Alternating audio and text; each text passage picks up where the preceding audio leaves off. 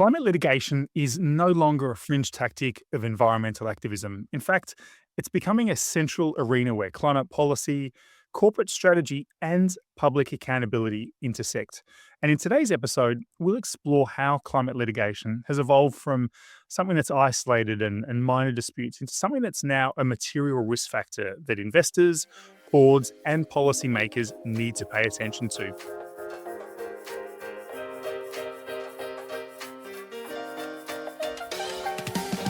Joining us today is Rupert Stuart-Smith. He's the Deputy Director and Senior Research Fellow in Climate Science and the Law at Oxford Sustainable Law Program. Rupert works at the frontier of where climate science and legal accountability intersect, and I think this will be a really fun conversation today. I'm Dominic Bowen, host of the International Risk Podcast. Rupert, welcome. Thank you very much. It's a pleasure to be with you today. Rupert, I understand you've just raced to the podcast after giving a lecture. Whereabouts are you today? So I'm at the University of Oxford, in Oxford in the south of England. And yes, I was just lecturing to my master's students on a similar topic on the impacts of climate-related legal action and some of the financial repercussions that might have. And perhaps most importantly for many of our listeners, business leaders and policymakers, should we be feeling excited about the next cohort of people graduating from university? Have you got a good bunch of students there? Well, if today's questions are anything to go by, then I think the answer to that is probably a resounding yes. Oh, fantastic.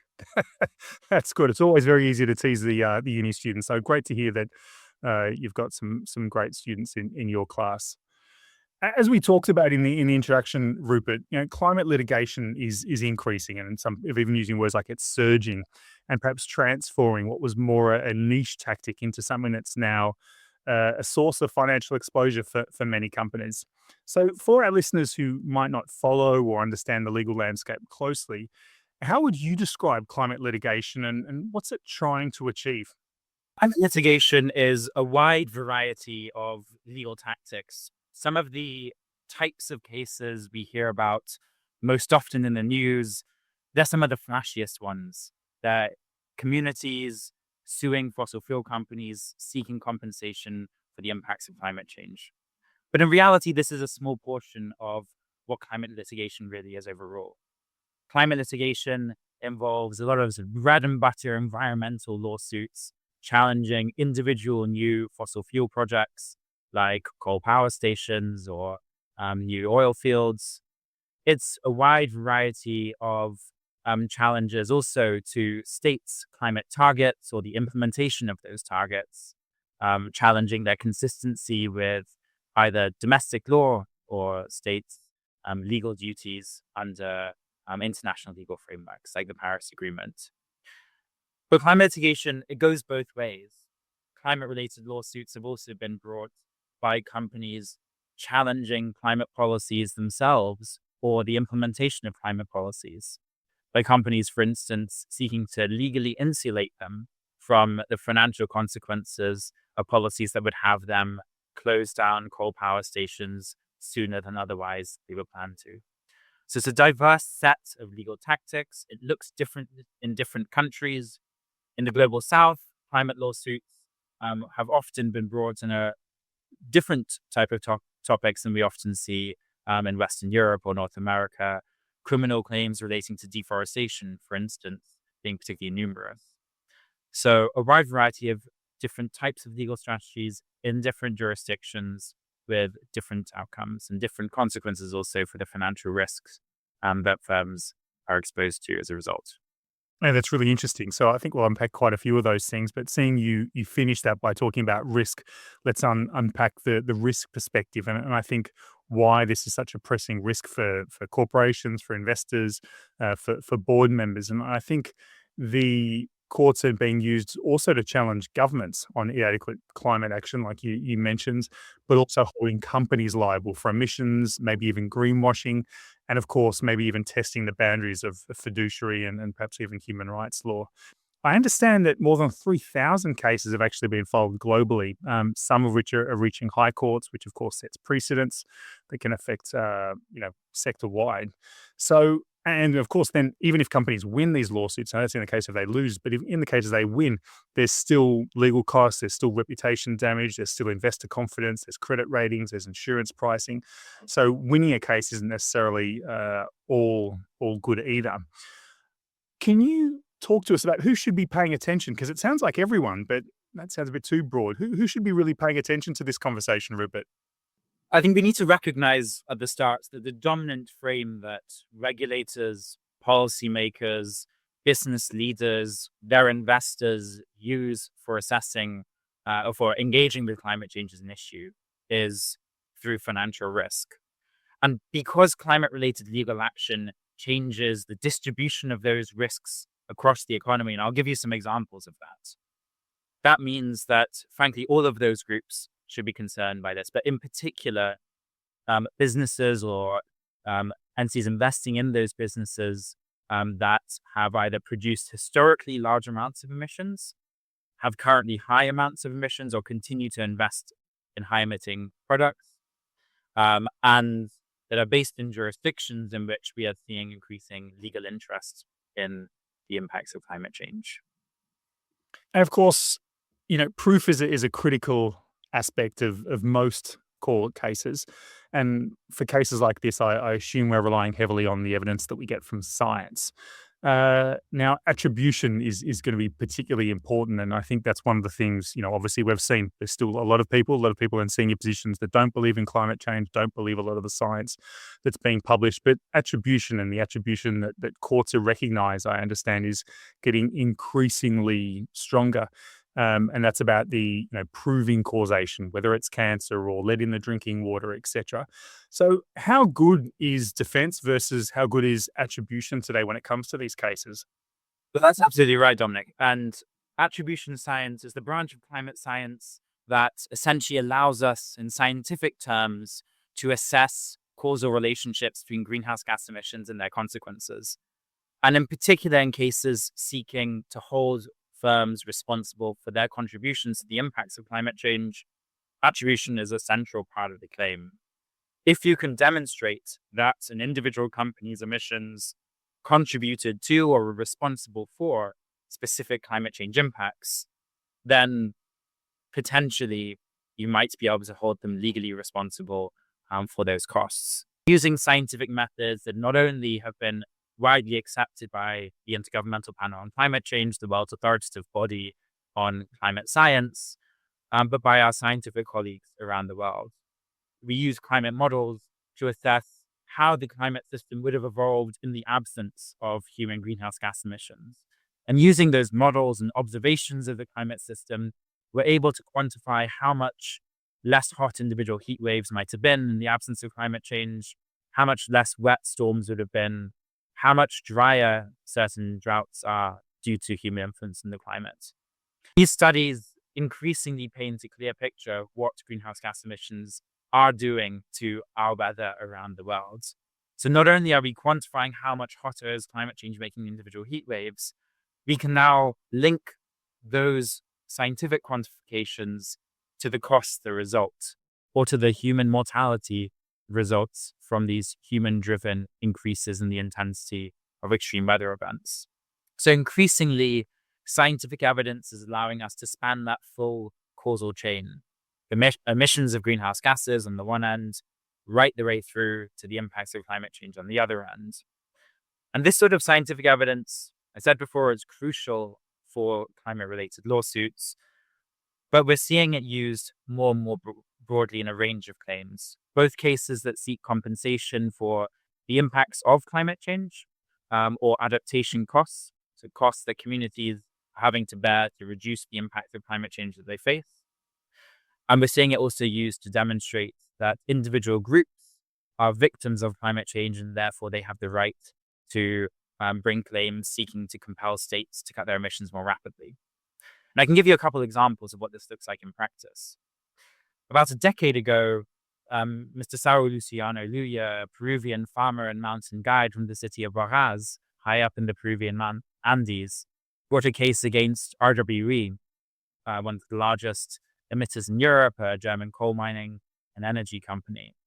He argued that RWE should pay part of the cost of protecting his city, the city of Araz, against a potentially devastating flood.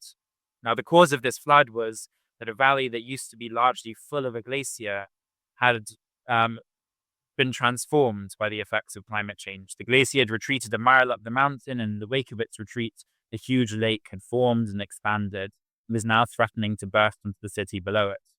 The local authorities were having to spend large amounts of money draining the lake and reducing the flood threat. But he said, why should we have to pay the costs of protecting the city ourselves? When companies like RWE on the other side of the world, he alleged, were responsible through their greenhouse gas emissions for these climate change impacts. That claim was decided ultimately last year, and the court accepted many of the legal arguments in principle. As a matter of principle, companies in Germany could, the court found, be held responsible for climate change impacts that were caused as a result of their emissions. The fact that producing greenhouse gas emissions in the first place was not inherently illegal was irrelevant to their consideration. The case was ultimately not successful because the court asked a very precise question. They said, what is the likelihood in the next 30 years of this lake directly affecting Mr. Liuya's home? And to answer that question, you need to know what's the likelihood of essentially an avalanche from the surviving bit of glacier landing in the right part of the lake to trigger sufficiently big floods that would not only affect the city, but specifically would affect Mr. Liuya's home. And what's the likelihood of all of that happening in the next 30 years? The court-appointed expert assessed that likelihood was relatively low, although the risk to the rest of the city was actually substantially higher than it was to Mr. Liuya's home. He found that the risk to Mr. Liuya's home was about 1% over the next 30 years. On that basis, the court threw out the claim. But as I say, it accepted in principle that German firms could indeed be held legally responsible for their contributions to the cost of managing climate risks elsewhere in the world. I think that's so interesting, and it was actually just last week I was speaking with the client, and they were talking about potential force majeure and acts of God, and I had to push back and say, no, this is quantifiable. There is human fingerprints. There is a very clear chain between your decisions as a company, the position that your employees are in, and the potential risks that are now being faced. And I think it's important for a lot of business leaders to really understand that these chains and these links really do exist. But I think not all sectors potentially face the same level of exposure. And we've spoken about oil and gas and fossil fuel producers are potentially at the front line. But are there other industries or other sectors that are perhaps less obvious that really do need to be paying attention to potential climate litigation and maybe actions they can be taking now to be less offensive in their actions or mitigate the risk more proactively? Well, absolutely. And we spoke earlier in the podcast about the wide variety of legal strategies being used. And while many of these do target fossil fuel companies, by no means all. Climate-related lawsuits have been broadly successful in challenging inadequacies in state climate targets. From the first successful cases brought against the Netherlands in the Aranda case, again about a decade ago, that challenged Dutch climate targets, through to other types of legal claims brought challenging the inadequacies in climate policies of Switzerland before the European Court of Human Rights in the Klimasignorinen case, and against various other governments elsewhere. The consequences of cases like these is that governments may need to implement more rapid emission reduction targets and then institute economy-wide reductions in greenhouse gas emissions. And when that's happening as a result of climate-related legal action, well, the consequence will be that firms across the economy may be subject to more disruptive transitions if they're not already on a course to reduce emissions in line with the goals of the Paris Agreement. We've also seen in recent years a shift in some of these climate lawsuits to challenge not only fossil fuel companies, but directly challenge the climate plans or the contributions to climate change impacts of other types of companies. Some recent cases have also expanded the scope further It's not only the financiers of high emitting industries, but also the advisors. One recent case in the US, for instance, which seeks um, climate damages, so seeks for firms to have to pay both for existing climate change impacts, but more substantial amounts of funds into an abatement fund to deal with future climate change impacts and to adapt to the impacts of climate change in Oregon. This case that seeks $52 billion in total named among its defendants McKinsey.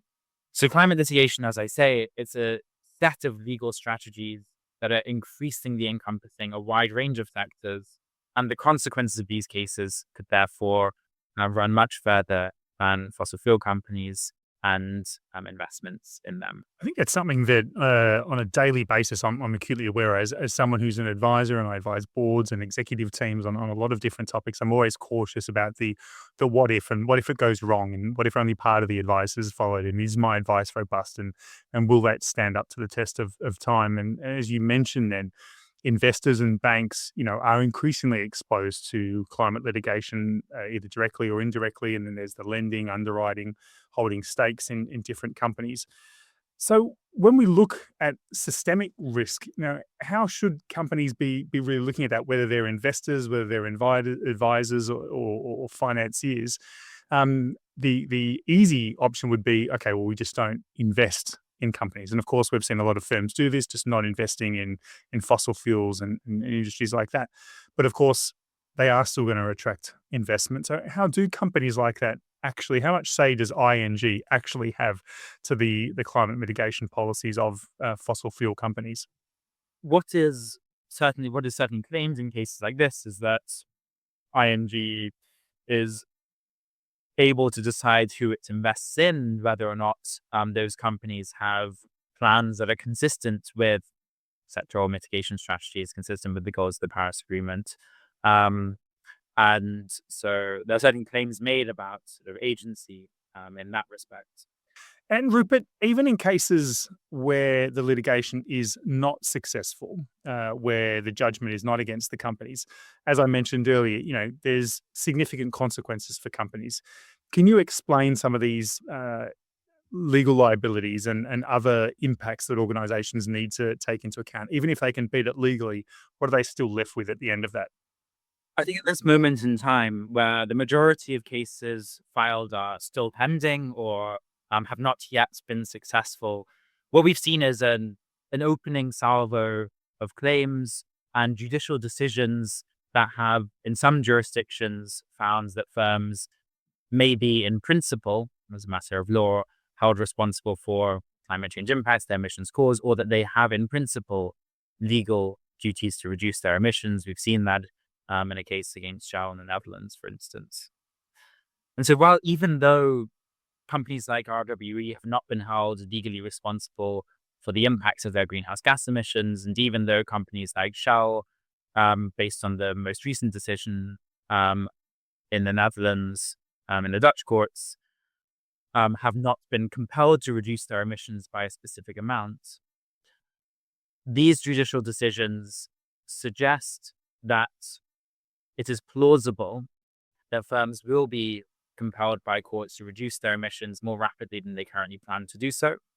And also that it's plausible that in the right evidentiary setting, when the fact pattern is right, firms may also be forced to pay up for their contributions to climate change impacts. And if either or both those eventualities materialize, the financial consequences could be very profound indeed. Typically, climate-related risk assessments have not accounted for the effects of climate-related legal action, certainly not in any sort of comprehensive way. And so even before these cases are fully successful, there's a need to be able to better manage these risks, to understand the scale of the financial risks to which investors are exposing themselves, and the potential legal outcomes that we might see in the years to come.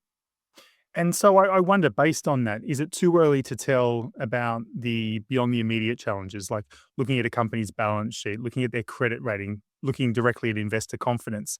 maybe even before courts reach their decision. Have we seen any impacts of that and how people are actually voting with their money? Generally speaking, there's relatively a relatively limited understanding, let alone quantification, of the financial repercussions that climate-related legal action might have. And to a great extent, certainly in the view of my colleagues and I have written on the topic before, investors are largely flying blind in the face of potentially substantial financial risks that could come from cases like this. Let me give you an example. A few years ago, the Dutch courts, in the first instance, found that Shell had legal obligations to reduce its greenhouse gas emissions by 45% by 2030. That wasn't just Shell in the Netherlands. That was Shell's global network of subsidiaries, and it wasn't just from their Scope 1 emissions. It included the emissions produced worldwide as a result of the sale of its products, which is the main source of its emissions, the fossil fuels that it sells. While that case was ultimately overturned on appeal, if that decision had stood and Shell had had to reduce its emissions by 45% this decade, the financial repercussions of that for a company like Shell would presumably have been very large indeed. If you think back to the RWE case I referred to previously, that case brought by Mr. Luya from Huaraz in Peru, if a case like that were to be successful, well, the financial repercussions for RWE might have been relatively modest. That case only sought about 20,000 euros in damages. That was because RWE's contribution, around about 0.5% of historical emissions, multiplied by the costs of these adaptation measures, a couple million euros, wasn't all that large. What about a case like the one I mentioned in the state of Oregon, the US, that seeks $52 billion, billion with a B, in compensation? If a company like RWE, responsible for 0.5% of historical emissions, were to be held liable for their contribution to losses on that order of magnitude, well, then all of a sudden they're looking at a price tag in the order of hundreds of millions of dollars. So the costs of claims like this, be it associated with the impacts of climate change, or be it by court orders that would compel states or companies to reduce their emissions much more rapidly, they could be substantial, and to a great extent, they are not yet being accounted for in risk disclosures or risk management of many firms. Yeah, I think your point about risk disclosures is critical, and also I liked your comment about investors are often largely flying blind, and I think transparency and disclosure are critical when it comes to managing risk. And one thing that I see a lot when working with large European clients is generic risk language, boilerplate statements, maybe not necessarily greenwashing or climate washing amongst any of my clients, but certainly, I ask questions about, are we really being transparent? Are we disclosing all the liabilities and potential scenario impacts? Have we considered all the realistic scenario impacts that could occur over the next decade or two? And then, of course, within companies, there's often that ownership and fragmentation around legal, financial risk, who actually owns what risks. And I'd perhaps go further and argue that given what we know now, and given the conversation we're having, Rupert, especially about the financial and the legal climate risks, board members may be breaching their duties of care. They may be breaching their oversight if they fail to identify, monitor, and manage climate risk, including the litigation risk that comes from that. But what do you see? What's your opinion on the potential exposures, not just that the companies, but actually that the directors and board members themselves have? At this moment in time, it's difficult to say anything definitive, but it is worth noting that there have been claims brought arguing that directors of Shell, for instance, have been failing to meet their duties as directors through their failure to effectively manage climate-related risks, including legal risks. So it is plausible, given that we know that these risks are real, and that they may well be material, that we would see similar sorts of legal claims made in future. And the reality is that climate-related legal action could, and we can demonstrate at this moment in time for sure, that climate-related legal action could result in substantial and thus material financial risk for targeted firms. And the logical consequence of this, at least for me, is that firms must therefore manage those risks effectively. So what precisely this means in terms of the legal duties and liabilities of directors will be seen in future, but these risks are certainly here. They are likely to be material, and recent court decisions indicate that we could see some of those risks materializing in the not too distant future. And Rupert, I wonder if you had a room full of board members, investors, executives, what would be the one principle or the one bit of advice you'd be giving them in order to be able to better anticipate and manage climate litigation risks so that they can take positive, proactive steps today as opposed to taking reactive steps in 5 or 10 years?